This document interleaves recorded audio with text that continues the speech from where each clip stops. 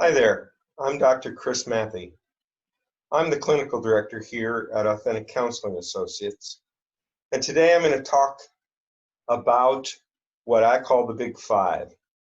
These are 5 areas of our lives that small changes in which can lead to large shifts in our physical, emotional, and mental health. I'm going to shift to a slideshow to help guide us through this. So give me a second. And share. As I said, I call it the Big Five.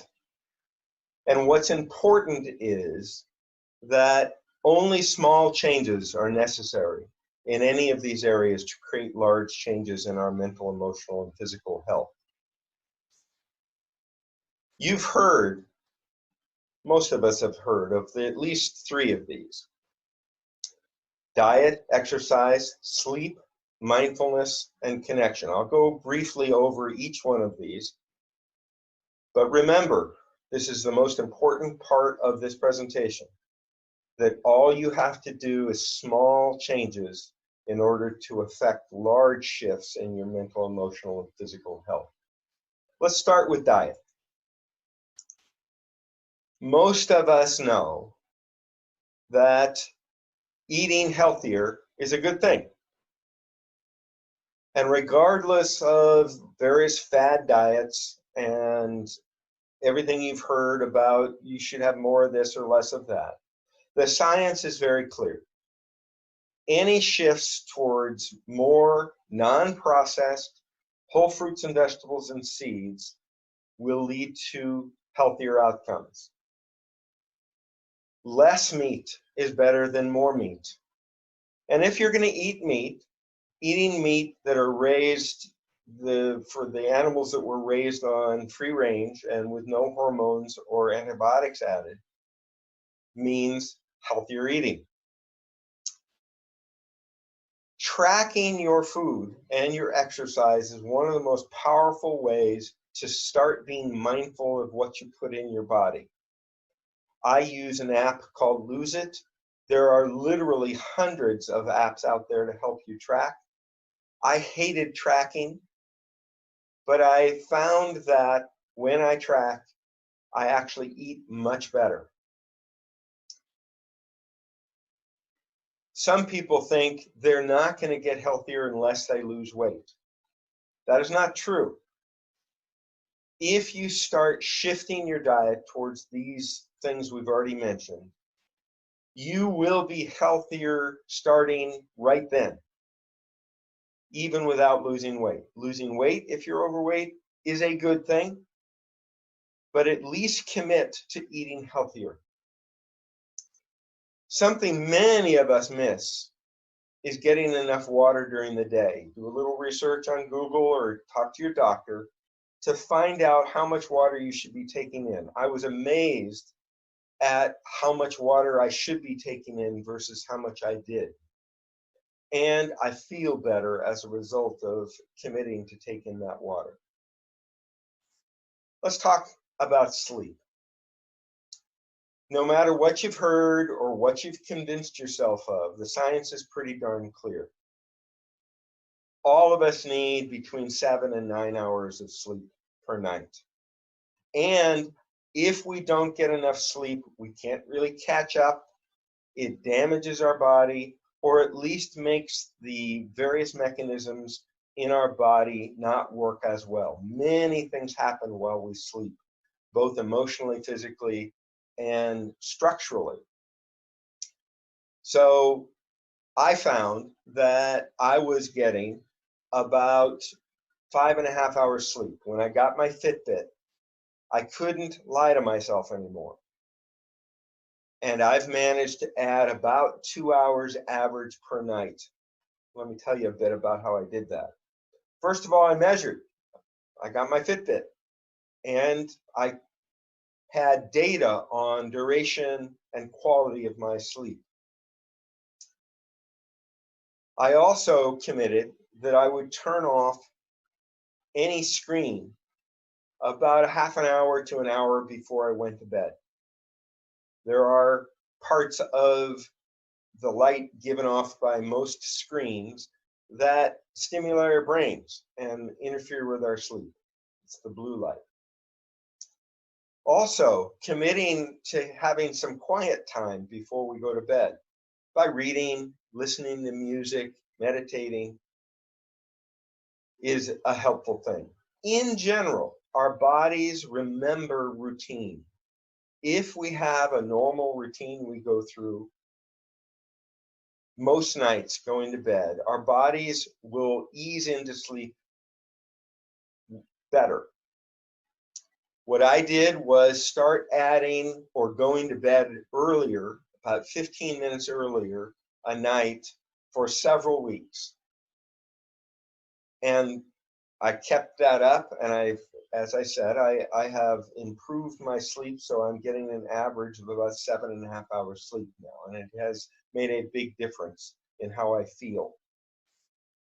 Let's talk a bit about exercise. Sometimes it's a very daunting part of health. All of us know we should be getting regular exercise. Even if you're sedentary, a small change in your exercise can make a big difference. You could get up, walk around the block a couple of times a week would be a big change, a big healthy change, even for the small amount of effort it would take. Also, don't rely on willpower. Willpower is fine, but get a buddy, hire a trainer, join a group.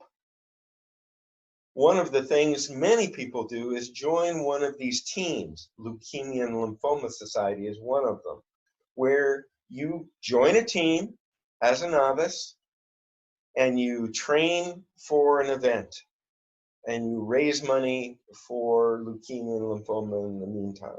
It's a really good way of getting support, getting coaching, and being among other people. Typical adults are better off if they are getting 30 to 45 minutes of exercise 3 to 5 times a week. You don't have to begin there. Start small and work up to it. Now, mindfulness. Most people think, well, I'm mindful, I'm here, I think about things. Mindfulness is the act and the practice of being aware of thoughts, feelings, sensations, surrounding in this present moment. Most of the time, our minds are off thinking of this and that, and don't really concentrate or focus on this moment. It takes time and effort to do that. Anything that we do that is considered mindful knocks down the stress cycle and decreases the amount of stress hormones in our bodies, which is the hormones that basically kill us. I'm going to introduce you just to a couple of different activities. You can expand this, do a little research on what works for you. The two things I started with was I set my phone to remind me to buzz every 3 hours, and I would take 3 nice deep breaths every 3 hours when the alarm woke. Nobody needed to know I was doing it. I could be in a meeting, but I breathed several times a day deeply. Another activity that I did for years and years was something called 10 by 10 breathing. There's nothing magical about 10, it's just a number. 10 by 10 breathing is laying down, getting comfortable. I did this when I went to bed. I still do it when I go to bed, when I'm ready for sleep. I breathe in, nice, slow, even count of 10, and out, nice, slow, even count of 10. I vary how fast I count to my breath. That's 1. In a count of 10, out a count of 10. That's 2, all the way up to 10. It's an activity that keeps our brains focused and front of mind, so that all the other stuff that usually grab our attention goes at least to the side. It may still be there. Now, there are also many, many apps out there for mindfulness meditation. I use Headspace now. It's not on the slide, but I use Headspace. There's Calm, there's Breathe, there's many of them out there. And most of them are at least initially free. I have now been doing Headspace for about 4 years. It has really improved my amount of space between what happens in my life and my reaction to it. Connection. Science is very clear on this. Humans are social animals, and we need connections with others, humans, but also with something that gives meaning to us. So the more we can add to our sense of connection with others or meaningful things can add to our sense of well-being and our mental and emotional health. Finding out what things in your life light you up, are meaningful to you, whether it's nature or music or art or dance. Find those things that are meaningful to you and purposely add them into your life. Don't just fit them in where they can fit. Our lives get very busy. And if we're just fitting in any of these 5 things, not only connection, then they will be shoved to the side when things get busy. As far as connection goes, find those people, those things in your life that light you up, that are meaningful, and purposely add more of them into your life. So in summary, you can start any of these today, small changes in any of these 5 today, and it will have an effect on you. Please remember, start small. Don't overwhelm yourself. Pick small things in each of these areas that you can start easily. As best you can, measure things. Measure how many times you meditate. Measure what you eat. Measure what you exercise. Measure your sleep. Measure it. If you don't measure it, it's almost impossible to change it. You also don't have to do this alone. Get help. Join groups. Get buddies. Even a texting buddy. Just a buddy that you text to say, I exercised today. All of these things add to less of a need for psychotropic medicines or blood pressure medicines. Work with your doctor, either your psychiatrist or your medical doctor, to see how these things that you add, these big 5, can change the medicines that you take. So I'm going to now shift